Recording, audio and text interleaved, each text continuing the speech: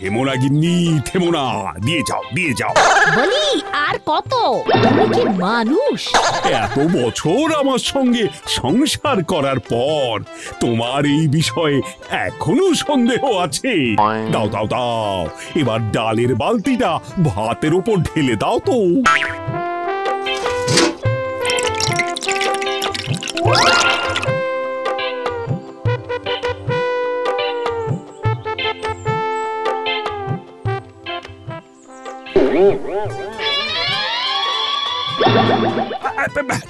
এটা দিয়ে আবার কি হবে? যে পরিমাণে ভাত আর ডাল নিয়েছো তাতে হাত দিয়ে তো মাখতে পারবে না, কোদাল দিয়ে মেখে নাও। বাবা বাবা বাবা বাবা, বুদ্ধিটা তো দারুণ।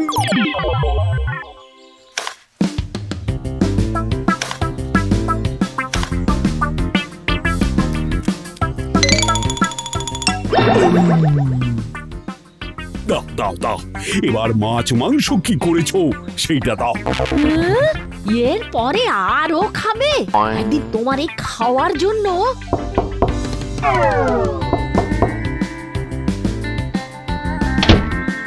উমা ভাই, আয় আয় আয়, ভিতরে আয় ভিতরে আয়।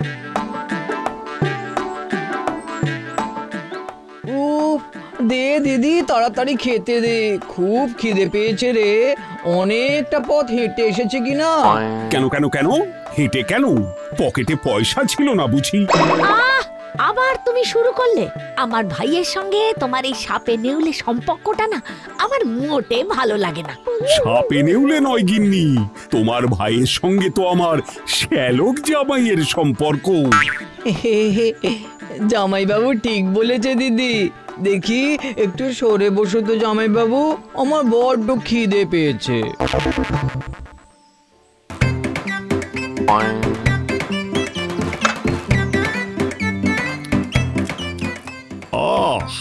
আমার বেলায় শুধু ডাল ভাত, আর ভাইয়ের বেলায় মাছ। যাই বলিস দিদি, জামাইবাবু এভাবে খেতে থাকলে একদিন কিন্তু অঘটন ঘটে যাবে। হ্যাঁ, মানুষটা যে আমার কোনো কথাই শোনে না। মা, সোজা আঙুলে ঘি না উঠলে কি করতে হয় জানিস তো?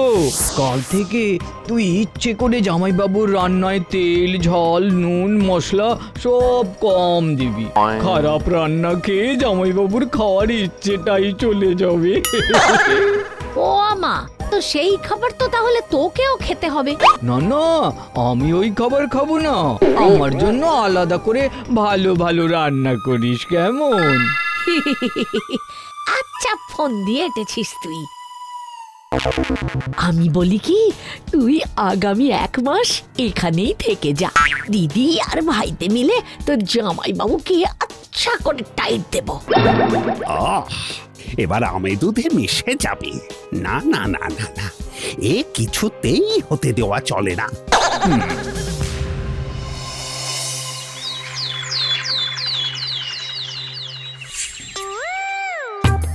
এই দেখো দেখো দেখো, বলি তোমার জন্য আমি আজ কত ভালো ভালো খাবার রান্না করেছি।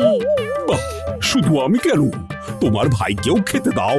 না না জামাইবাবু, আপনি খান, আমি আর দিদি পরে খাবো। সেই তো সুখাদ্য তোমরা খাবে। আমি এবার এমন ফোন নিয়ে এটেছি যে দিদি আর ভাই একসঙ্গে জব্দ হবে।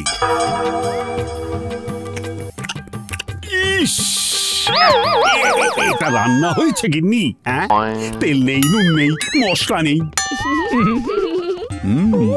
এবার ব্রহ্মপান্ডা নিক্ষেপ করার সময় এসে গেছে। কেলটু আর লালটুরা এতক্ষণে নিশ্চয়ই এসে গেছে। বাবা গো, মরে গেলাম গো, এই অখাদ্য রান্না খেয়ে বুকে ব্যথা উঠেছে গো। গিন্নি, ও গিন্নি, কি? না না না, এ হতে পারে না। তুমি আমাকে ছেড়ে চলে গেলে, এই এই ভাই, একটু দেখ না ভাই। সে কি কৈলাস দাদা মারা গেছে? এই এই তাড়াতাড়ি খাটটা নিয়ে আয়।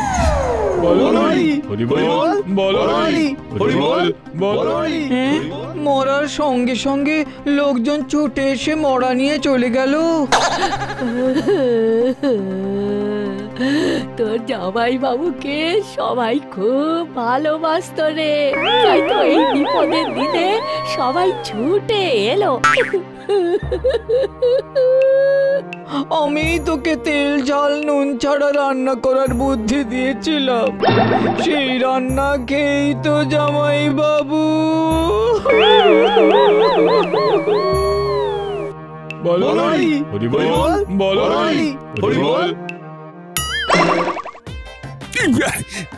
এই দাঁড়া দাঁড়া দাঁড়া, ঠিক 13 দিন পর সবাই চলে আসিস আমার বাড়িতে আমার শ্রাদ্ধের নেমন্তন্ন খেতে। সে তো বুঝলাম কৈলাস দাদা, কিন্তু এসব করার মানেটা কি? শুধু মানে নয়, পুরো মানে বই বলতে হবে তোদের। তাহলে তাই বলো না। আমার শ্যালকের বুদ্ধিতে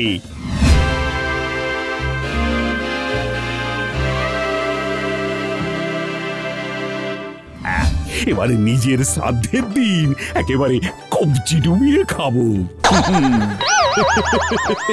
সত্যি খাওয়ার জন্য মানুষ কি না করে।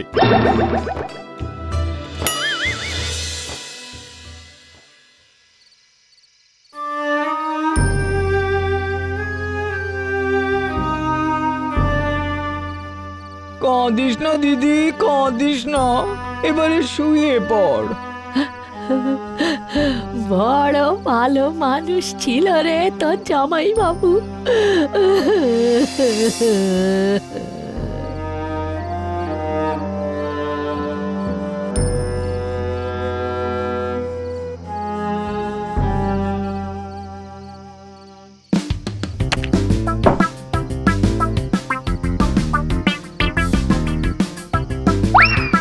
বাবা বাবা বাবা,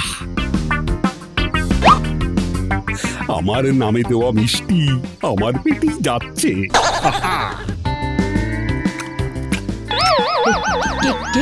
কে ওখানে? আমি গিন্নি, আমি তোমার স্বামী। তুমি? তোমার জীবনে তো আর ফিরে আসতে পারবো না, তাই তোমার স্বপ্নে এলাম একটা কথা বলতে।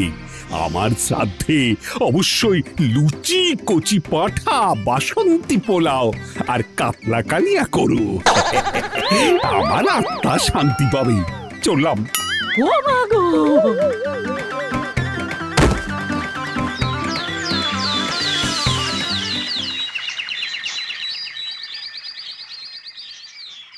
কি বলছিস দিদি? জামাইবাবু তোর স্বপ্নে এসেছিল? হ্যাঁ, শ্রাদ্ধে কি কি রান্না করতে হবে সেটাও বলে দিয়েছে।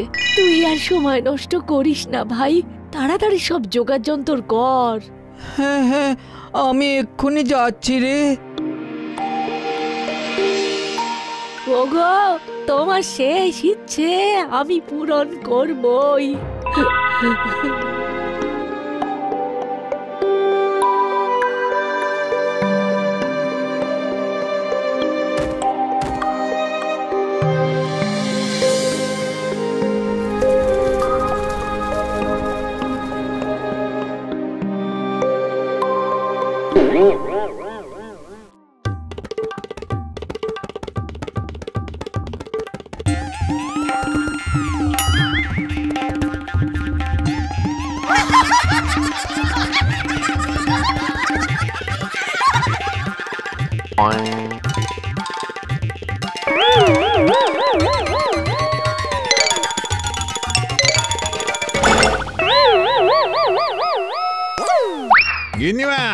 গিন্নিমা তাড়াতাড়ি চলেন, সর্বনাশ হয়েছে।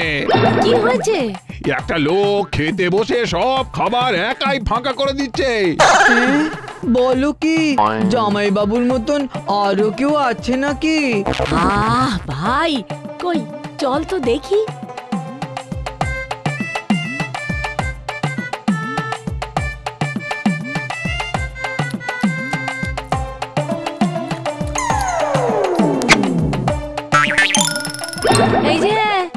আপনি?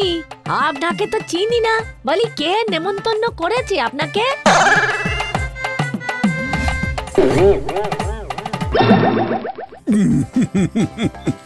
নিজের শ্রাদ্ধে খেতে আসতে আবার নেমন্তন্ন লাগে নাকি? তুমি তুমি আবার ফিরে এসেছো?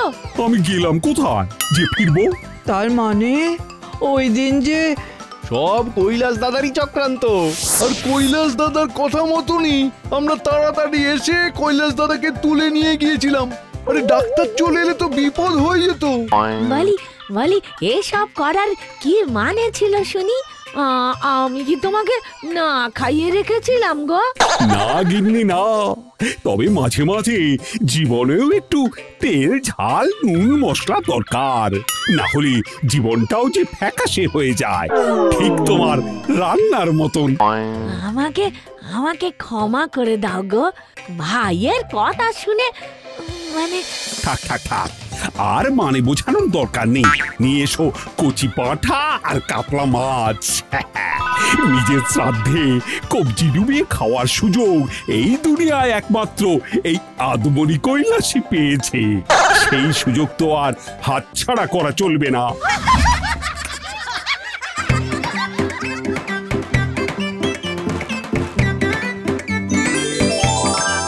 আজ তোমার গলায় নতুন করে মালা দিলাম, এই কথা দিলাম স্বামীর অযত্ন কোনোদিন করব না।